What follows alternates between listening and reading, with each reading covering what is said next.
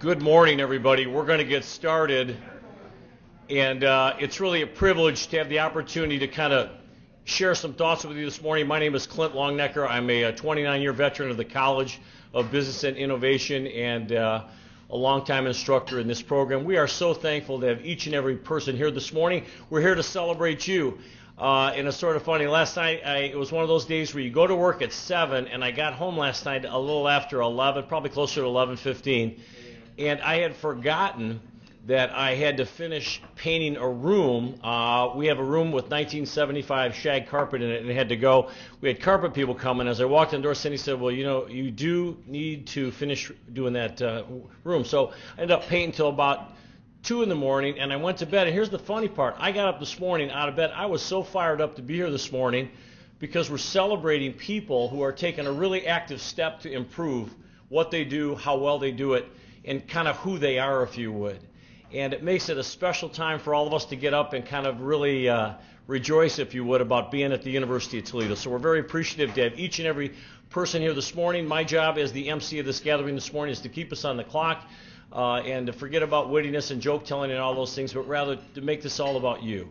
So without further ado, I just want to share a quick couple recognition things.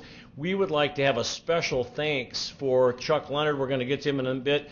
For underwriting this activity, Dr. Tom Sharkey, Dr. Tom Gutteridge, longtime supporters of this initiative. We're very thankful. Well, could we ask the staff, the faculty who have taught in the program to stand up this morning? If you're right in your seats, hop up out of those seats. Come on, don't be shy now. This is not the time to be shy this morning. Let's give it up.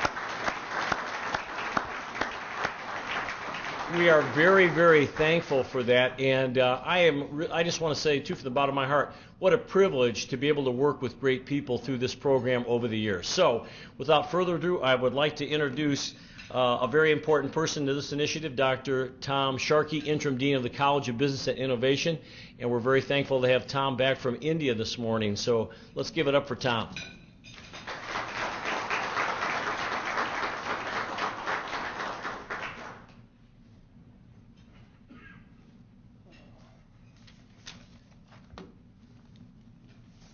Thank you very much, Clint. I've actually been here 30 years at the University of Toledo. Good morning to you all. Congratulations to those receiving certificates today. On behalf of the College of Business and Innovation, I'm pleased that we, the college, and our faculty got to play a part and are partly responsible for these programs. We wouldn't have been able to do this without the support of Chuck and the other top administrative leaders of the university. So thank you, Chuck. Appreciate it.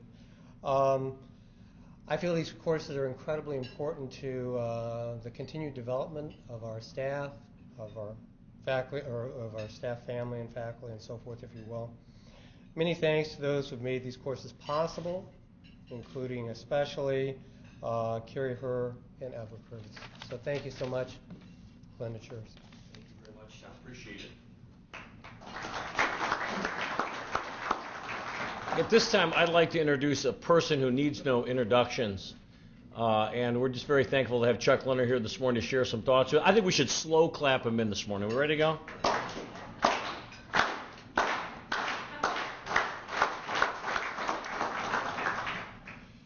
Thank you, Clint. Most of my career has dealt with physical assets. University, and we're having an age contest or a seniority contest, so it's 34 years for me, Tom, wherever you're in. But the University of Toledo owns about $3 billion worth of assets. Our buildings, our land, our equipment, about $3 billion worth.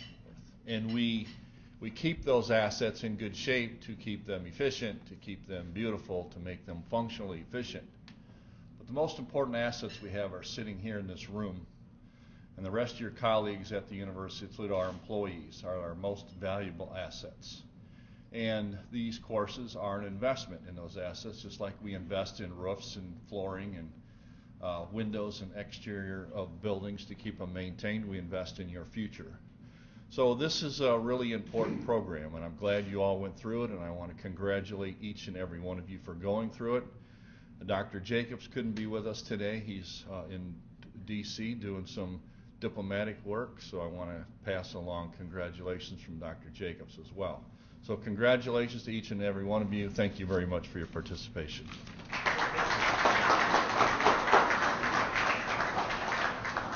Now, before we introduce our guest speaker this morning, I thought it would be quite appropriate if at our tables, to kind of get a little engagement here this morning, we went around and made sure that everybody introduced themselves. And if you would, share one thing that you've learned in the last 30 days. And you have about 3 minutes to complete this assignment. So everybody gets to introduce themselves, how long they've been at UT, and when you're finished, I want you to share one thing you've learned in the last 30 days. On your mark, get set, and go.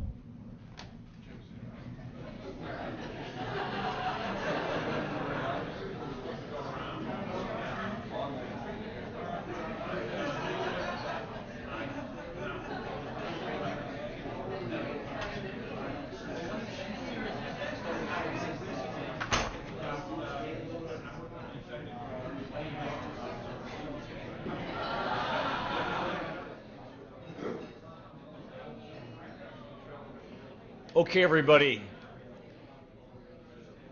Thanks for jumping in this morning. Who learned something about a fellow UT employee this morning that they thought was kind of interesting? Put those hands up. If you learned something about a fellow UT employee this morning, at our table we learned how to hang drywall.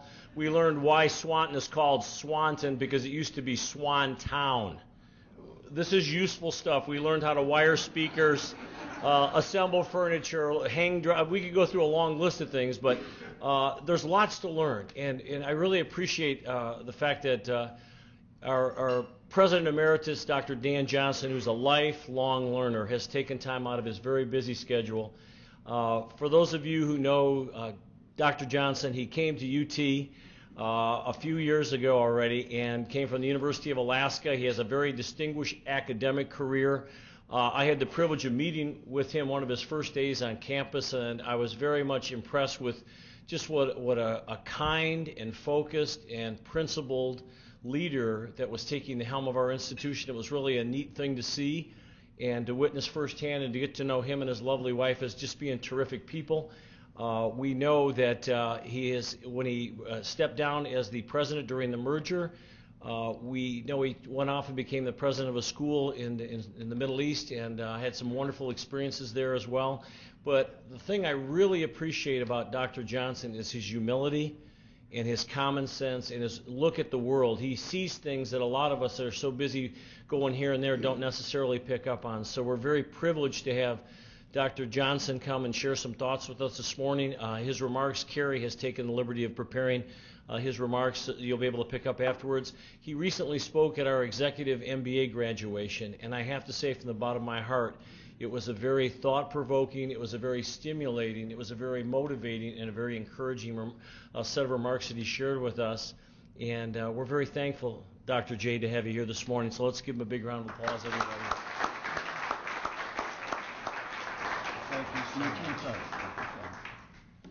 Thanks very much, Clint. I'd like to know who knows how to hang drywall. I've got a job for you. Dr. Spahn will help you. Oh, Sammy. Great. Well, thanks very much, Clint. It's a real pleasure and honor to be here with you this morning and to join with others in congratulating you for your commitment to learning, your commitment to professionalism, for your commitment to leadership. And we sense it here this morning. And all of us here want to express our appreciation for not only your commitment to improving yourself, but your commitment to improving our university, the University of Toledo. I have all of 10 minutes to tell you some secrets that might hopefully inspire you to even more accomplishments in the future. My first little secret is this, and that is while you have inspired us as much as I hope we've inspired you, we really think of inspiration coming from faculty, staff, and students in that direction. But the truth is, it's the workers, the people in the room, the people that do the jobs that really inspire those in leadership roles and administrative roles. And that's a secret that I think many of us have already recognized. The direction of inspiration really is in the opposite direction than we usually think. So speaking on behalf of myself, Clint Longnecker, Chuck Leonard, Dean Gutteridge, Carrie Herr, and all of those, we want to thank you for really inspiring us. And you are the inspiration at this university, whether you recognize that or not. You know, you might think that this was just a workshop that you went through or a training course, no big deal. But I want you to know it is a big deal. There's nothing more inspiring to an educator than a person who takes learning seriously. And it is becoming clear every day. There is no way one can truly succeed in life or in work in this rapidly changing world without learning. So we're here this morning to celebrate the product of your learning experience. I told you my little secret, and that is you inspire us rather than us trying to inspire you. But I know that you have a secret too, probably have lots of them. And one of your secrets I know really has to do with why we're here this morning, and that's learning. Using every chance that you have, using every opportunity that you have to learn something new. Now, you may have not told anyone, and maybe you haven't even clearly articulated it to yourself, but your actions speak for themselves. Your secret is out, we're on to you, we know you're a learner. When I was going over to this morning, first thing, I hadn't had my first cup of coffee, and I got down there and I said to myself, going through this, your secret is out, you're a loser, but I don't. So I knew I had to drink my coffee and make sure I didn't say the wrong thing. We know that you're not a loser, you're a learner. I don't need to tell anyone in this room that we live in a knowledge economy. Knowledge really is the currency that drives not only education, knowledge is the major driver in business, healthcare, communications, technology, government, our military, nearly every facet of life. It even drives recreation and sports. And you and I are the building blocks of the knowledge economy. Whether we like the language or not, we are the human capital in the knowledge economy. Our ability to contribute to and to be rewarded by the knowledge economy is based in large measure on what we know, the knowledge that we have acquired from our parents, acquired from our schools. Some of it we acquired on the streets, in our churches or synagogues or mosques, from TV and the media, from our friends, our family, and so many other sources. We don't even know where a lot of our knowledge comes from. So in addition to the many sources of knowledge, this process takes many forms. They're formal and informal. We learn from experience. Some, I've heard people say they learn through osmosis. I've never figured that one out, but some people have said that. But in fact, learning comes from synthesizing many different forms and sources of information and many types of experiences. It's just like saving money is the process by which we build a bank account. Learning is the process by which we build a body of knowledge.